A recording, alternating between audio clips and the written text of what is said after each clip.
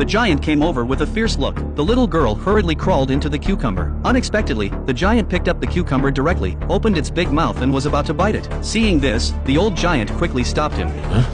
You hate vegetables! You eat only beans! I hate vegetables.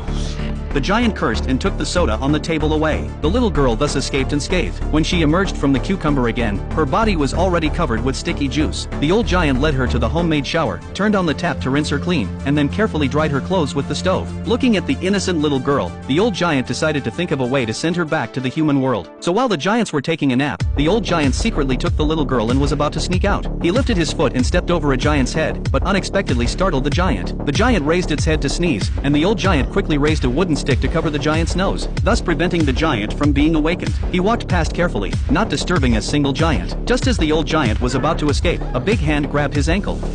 Where is you galloping off to in the daytime, Russ?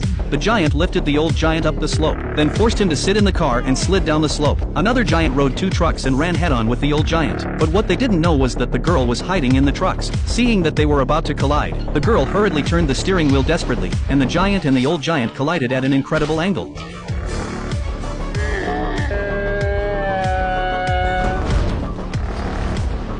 Just as the giants were about to deal with the old giant, suddenly there was a flash of lightning and a clap of thunder, and it began to rain heavily. The giants were all extremely frightened. Some raised small trees and were just struck by the lightning. Some quickly opened their small umbrellas, and the most outrageous thing was this.